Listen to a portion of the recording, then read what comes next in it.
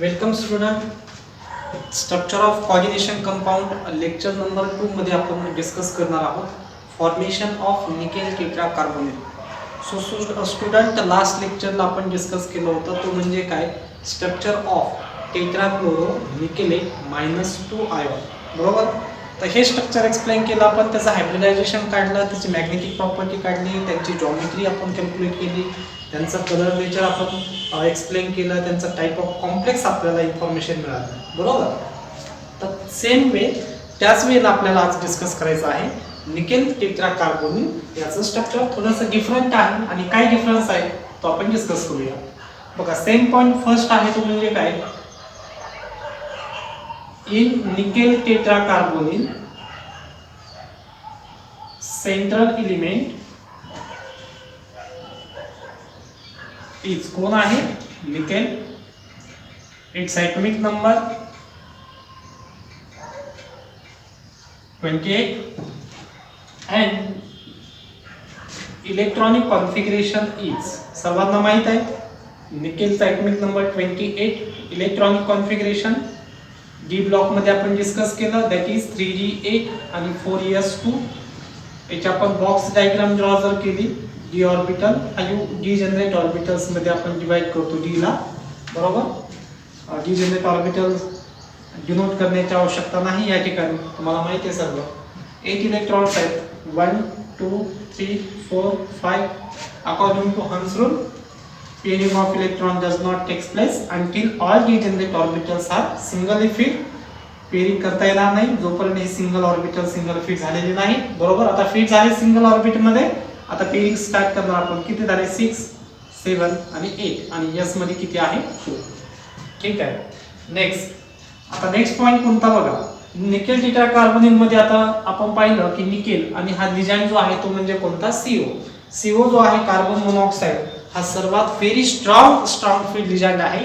त्यामुळे हा ligand metal आयॉनला electron loss करू देत नाही. ही गोष्ट मात्र लक्षात ठेवा. कार्बन मोनॉक्साईड असताना कधीही मेटल आयॉन इलेक्ट्रॉन लॉस करत नाही. तर मग काय करतो, अनपेड इलेक्ट्रॉन असतील डी ऑर्बिटल मध्ये तर त्यांचं काय करतो, पेअरिंग करतो आणि एस ऑर्बिटल मध्ये जे इलेक्ट्रॉन्स आहेत पेअर ते ट्रान्सफर करतो कुठे, एम्प्टी डी मध्ये. कसं बघूया आपण, या ठिकाणी बघूया आपण. द कार्बन मोनॉक्साईड म्हणजे कोण, CO is very strong field ligand, very strong field ligand. Therefore त्यामुळे काय होतं, therefore pairing of electron takes place in d orbital and paired electrons of s orbital transfer in d atomic orbital. कसं बघा, या दोघांचं pairing, इथला electron या empty मध्ये. डायग्रामॅटिकली आपण शो करूया.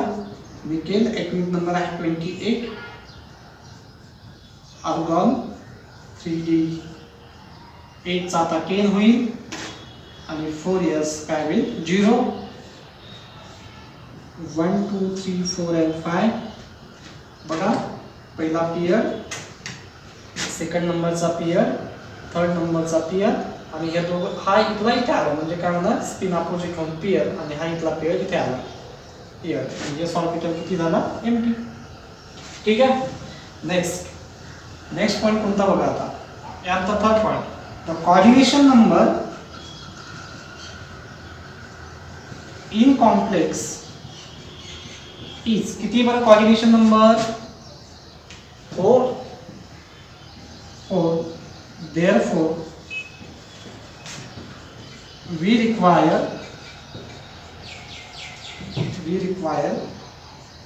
4 empty atomic orbital. ड्रॉ करा. निकेल 28 3D केन आहे ना आता 3D केन 4s0 1 2 3 4 and 5 1 2 3 4 5 6 7 8 9 10 आणि 4s0 आणि 4p सुद्धा 0 1 2 आणि 3. ओके. देन नेक्स्ट म्हणजे आता काय करणार आपण, जे atomic orbital coordinate bond formation मध्ये पार्टिसिपेट होणार त्यांचं मिक्सिंग आणि रिकास्टिंग. कोण पार्टिसिपेट होणार या ठिकाणी एम्प्टी ऑर्बिटल. आपण व्हॅलन्स बॉन्ड थिअरीचे अझम्पशन्स पाहताना पाहिलं तर एक 4s आणि 3p हे एम्प्टी ॲटॉमिक ऑर्बिटल पार्टिसिपेट होतील कोऑर्डिनेशन नंबर 4 असल्यामुळे, आणि यांच्यापासून एक s आणि 3p म्हणजे sp3 hybridised atomic orbital form होईल. कसं बघा, हे s px py आणि pz px py pz याला आपण कोणता हायब्रिडाइज्ड ॲटॉमिक ऑर्बिटल म्हणतो, sp3. ओके. कार नेक्स्ट आता काय करणार, the design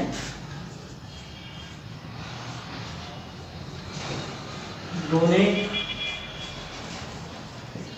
lone pair electrons in hybridized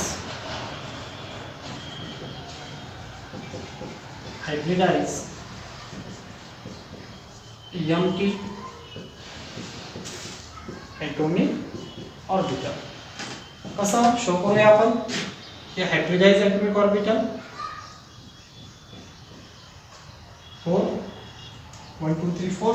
आता काय करणार लिजेंड, कार्बन मोनॉक्साइड CO 1 2 3 आणि 4 पेयर पेयर पेयर पेयर.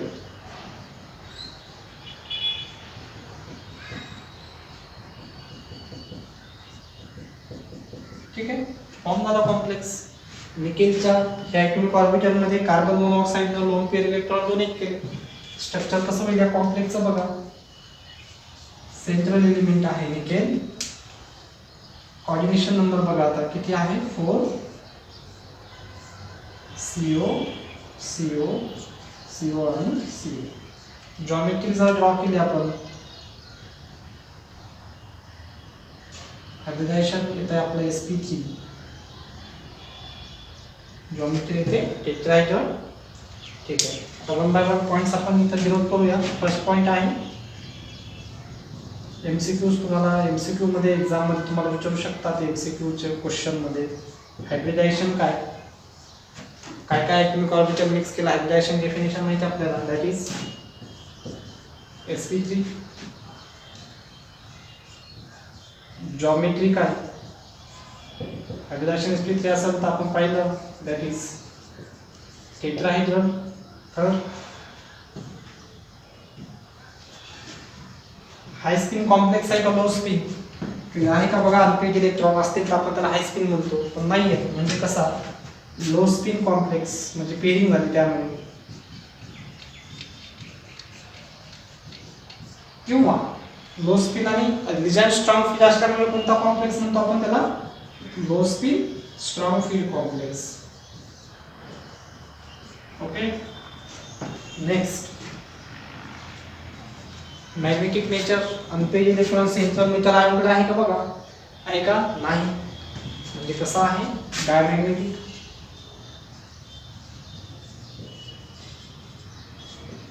बरोबर. इनर कॉम्प्लेक्स आहे का आउटर कॉम्प्लेक्स आहे, इनर कॉम्प्लेक्स आणि आउटर कॉम्प्लेक्सच्या अझम्पशन मध्ये आपण डेफिनेशन पाहिजे. इनर कॉम्प्लेक्स n-1 d म्हणजे कोण 3D पार्टिसिपेट झाला कोऑर्डिनेट बॉन्ड फॉर्मेशन मध्ये तर आपण इनर म्हणतो. 3D नाही झालं, व्हॅलन्स सेल पार्टिसिपेट झालं NS किंवा NP तर आपण काय म्हणतो, आउटर म्हणतो. 3D कोऑर्डिनेट बॉन्ड फॉर्मेशन मध्ये पार्टिसिपेट झाले का, नाही. कोण झालं, 4s4p म्हणजे आउटर सेल. आउटर सेल असेल तर कोणता कॉम्प्लेक्स म्हणणार याला आपण, आउटर ऑर्बिटल कॉम्प्लेक्स. ओके. तर अशा प्रकारे आपल्याला स्ट्रक्चर ऑफ निकेल टेट्राकार्बोनिलचा आपण काय करू शकतो, एक्सप्लेन करू शकतो. या ठिकाणी फक्त एक डिफरन्स आहे किंवा एक महत्त्वाचा पॉईंट आहे की निकेलची ऑक्सिडेशन स्टेट या ठिकाणी काय होते, झिरो. का झिरो, तर कार्बन मोनॉक्साईड ह्या लिगँडमुळे. का, कारण तो कसा आहे, स्ट्रॉंग फील्ड, तो निकेलला इलेक्ट्रॉन बाहेर किंवा लॉस करू देत नाही म्हणून. कळालं सर्वांना? ठीक आहे. नेक्स्ट व्हिडिओ लेक्चरमध्ये आपण बघणार आहोत हेक्सासायनो म्हणजे पोटॅशियम हेक्सासायनो फेरेट हा जो कॉम्प्लेक्स असा फॉर्म होतो, म्हणजे काउंटर आयन असताना त्याचं फॉर्मेशन कशा पद्धतीनं करायचं, न्यूट्रल कॉम्प्लेक्स असताना त्याचं फॉर्मेशन कसं करायचं, आणि याच्या अगोदरच्या लेक्चरमध्ये आपण अनायोनिक कॉम्प्लेक्स असताना त्याचं फॉर्मेशन कसं करायचं ह्या गोष्टी डिस्कस केल्या. ठीक आहे स्टुडंट, नेक्स्ट एक्झाम्पल आपण डिस्कस करणार आहोत हेक्सासायनो किंवा पोटॅशियम हेक्सासायनो फेरेट हा कॉम्प्लेक्स. ठीक आहे, तर या कॉम्प्लेक्समध्ये आपल्याला डिस्कस करायचं आहे की हा complex according to valence bond थिअरीनुसार कसा फॉर्म होतो. ठीक आहे, तर बघा थोडासा डिफरंट कॉम्प्लेक्स, या कॉम्प्लेक्समध्ये फर्स्ट पॉईंट जो आहे थोडा डिफरंट आहे.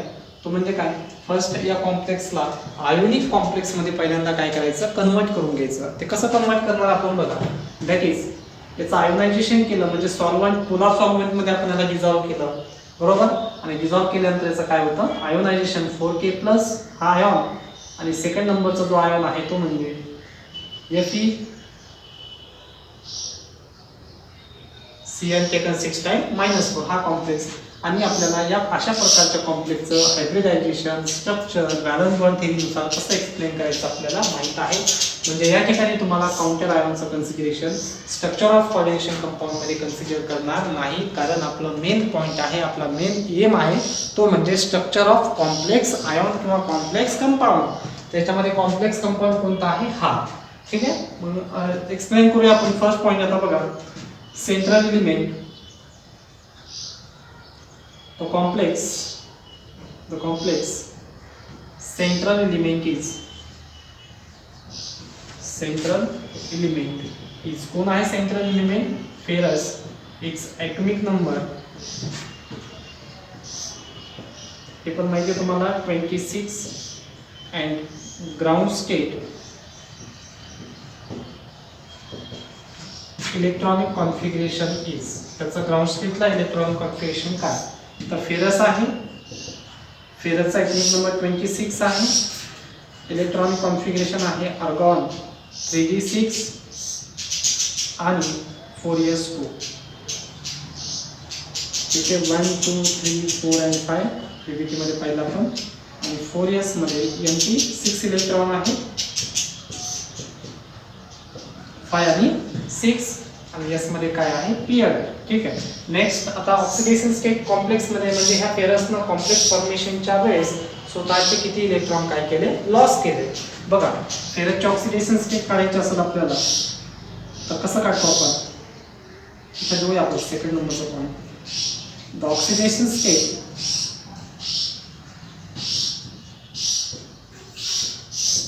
ऑफ फेरस किती येते, +2 येते. Then it's electronic configuration is, त्याच्यानंतर त्याचं इलेक्ट्रॉनिक कॉन्फिगरेशन काय. ऑक्सिडेशन स्टेट कसं काढणार बघा आपण, बघा बरं, FeCl टेकन 6 टाइम. ऑक्सिडेशन स्टेटच्या व्हिडिओमध्ये आपण ते डिस्कस केलेलं आहे. बघा फेरसची ऑक्सिडेशन स्टेट X आहे, 6 आहे इंटू याचा किती आहे चार्ज -1. ठीक आहे, आणि इक्वल टू कॉम्प्लेक्स वरती चार्ज -4 म्हणजे x -6 इक्वल टू -4 म्हणजेच x इक्वल टू -4 + 6 म्हणजेच x इक्वल टू +2. ही झाली त्याची ऑक्सिडेशन स्टेट. या ऑक्सिडेशन स्टेटला फेरसचं इलेक्ट्रॉनिक कॉन्फिगरेशन काय असणार, तर आर्गॉन 3d6 आणि 4s 0. 3d6 जर म्हटलं आपण तर 1 2 3 4 आणि 5, त्यामध्ये 1 2 3 4 5 आणि किती 6, आणि 4s काय आहे 0.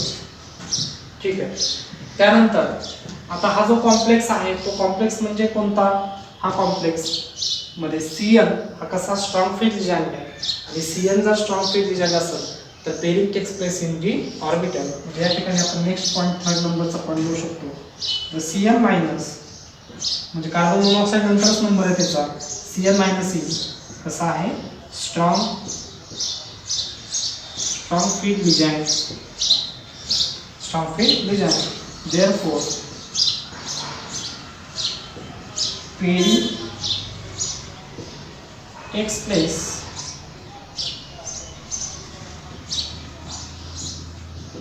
इन कशामध्ये डी ऑर्बिटल मध्ये पेरिंग होते.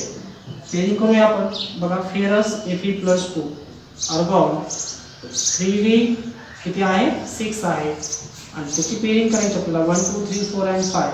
पेरिंग जर म्हटलं 1 2 3 4 5 6 इलेक्ट्रॉनची पेरिंग झाली. 4s 0 झाला. ठीक आहे. देन यानंतरचा पॉईंट आता काय, द कोऑर्डिनेशन नंबर ऑफ कॉम्प्लेक्सचा कोऑर्डिनेशन नंबर जर आपण विचार केला तर इज हा कोऑर्डिनेशन नंबर किती आहे 6 आहे. देअरफॉर त्यासाठी we require 6 empty atomic orbital. कसे 6 empty atomic ऑर्बिटल आपण रिक्वायर करणार आहोत. Fe+2 आर्गॉन 3d 6 4s 0 आणि 4p सुद्धा काय आहे 0च आहे. मग दे याचा आपण जर बॉक्स डायग्राम जर ड्रॉ केली तर बघा 3d 6 म्हटलं तर 1 2 3 4 आणि 5 या ठिकाणी जर म्हटलं तर 4s 0 आणि या ठिकाणी जर म्हटलं 1 2 आणि 3. ठीक आहे. 3d 6 जर म्हटलं तर मग 1 2 3 4 5 आणि 6 आणि 4s 0 4p 0. आता इथं पेरिंग केली ना. आता पेरिंग केल्यानंतर इथला इलेक्ट्रॉन आणि इथला इलेक्ट्रॉनच्या सोबत पेअर करा. ठीक आहे. म्हणजे आता एम्प्टी ऑर्बिटल 1 2 3 4 5 6 मिळाले. म्हणजे मिक्सिंग आणि रिकास्टिंग कोणाचं करणार आपण 2d चं मिक्सिंग करणार. d ॲटॉमिक ऑर्बिटल, त्यानंतर एक s ऑर्बिटल आणि 3 p. बरोबर. राईट. म्हणजे तुम्हाला काय हायड्रोजन ॲटॉमिक ऑर्बिटल मिळालं बघा. d आपल्याकडे किती आहे 2 आहे. म्हणजे 1 आणि 2 हे 2d झाले, एक s झाला आणि 3p 1 2 आणि 3. मग काय काय मिक्स केलं बघा. d 2 आहे, एक s आहे आणि 3 काय आहे p आहे. म्हणजे काय हायब्रिडायझेशन मिळणार आपल्याला d2sp3 d2sp3 हे तुमचा हायब्रिडायझेशन ऑर्बिटल फॉर्म झाला. देन आता काय करतो लिगँड जो आहे सायनाइड तो काय करतो लोन पेअर इलेक्ट्रॉनच्या 6 ॲटॉमिक ऑर्बिटल मध्ये काय करतो डोनेट करतो. मग डोनेट करताना दाखवायचं तुम्हाला सायनाइडचे किती लिगँड्स आहेत आपल्याकडे 6 आहेत. बरोबर. कारण या कॉम्प्लेक्स मध्ये कोऑर्डिनेशन नंबर 6 म्हटलं होतं आपण. 1 2 3 4 5 आणि 6. तर आता हा लोन पेअर डोनेट करणार या ठिकाणी, हा लोन पेअर डोनेट करणार या ठिकाणी, हा लोन पेअर या ठिकाणी, हा लोन पेअर या ठिकाणी आणि हा पण लोन पेअर या ठिकाणी डोनेट केला. कोऑर्डिनेट बॉन्ड फॉर्म झाले 6. ठीक आहे. आता स्ट्रक्चर ड्रॉ करायचं आपल्याला.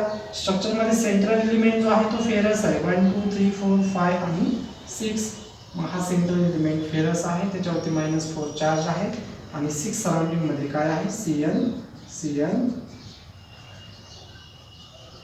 आणि Cl. ठीक आहे. आणि त्यानंतर मग तुमचं असं होईल जॉमेट्री या पद्धतीने. ठीक आहे. त्याच्यामध्ये 1 बाय 1 पॉईंट आपल्याला डिस्कस करायचा आहे. तो म्हणजे हायब्रिडायझेशन d2sp3. हायब्रिडायझेशन d2sp3 असेल तर जॉमेट्री काय लिहितो बरं आपण ऑक्टाहेड्रल. हाय स्पिन कॉम्प्लेक्स आहे का low spin. Reason strong field आहे त्यामुळे कुठेही तुम्हाला अनपेड दिसतोय काय तर या ठिकाणी नाही. म्हणजे कसं आहे लो स्पिन कॉम्प्लेक्स आहे आणि किंवा त्याला आपण काय म्हणतो की स्ट्रॉंग फील्ड असे म्हणतो. ठीक आहे. नेक्स्ट त्यानंतर अनपेड इलेक्ट्रॉन दिसत आहेत का कुठं नाही. म्हणजे नेचर जे आहे ते कसं आहे डायमॅग्नेटिक आहे. ओके. आणि 5th नंबर जो आहे ते म्हणजे काय इनर ऑर्बिटल कॉम्प्लेक्स आहे का आउटर ऑर्बिटल कॉम्प्लेक्स आहे. अगोदरचा आउटर ऑर्बिटल कॉम्प्लेक्स होता निकेल इटा कार्बोनिक, कारण व्हॅलन्स सेल पार्टिसिपेट होत होती. या ठिकाणी बघा आता व्हॅलन्स सेल म्हणजे इतर पार्टिसिपेट होता पण त्यासोबत एक जरी डी ऑर्बिटल म्हणजे n-1 डी पार्टिसिपेट झालं तर त्यावेळेस आपण त्या कॉम्प्लेक्सला म्हणणार आहोत इनर ऑर्बिटल कॉम्प्लेक्स. ओके. लक्षात आलं का मग सर्वांना. तर अशा पद्धतीनं आपण एक्सप्लेन केलं स्ट्रक्चर ऑफ पोटॅशियम हेक्सासायनो फेरेट कॉम्प्लेक्सचं. सर्वांना लक्षात आलं? तर अशा 2 प्रकारचे कॉम्प्लेक्स आपण पाहिले. नेक्स्ट व्हिडिओमध्ये आपण बघणार आहोत ॲप्लिकेशन ऑफ कोऑर्डिनेशन कंपाऊंड.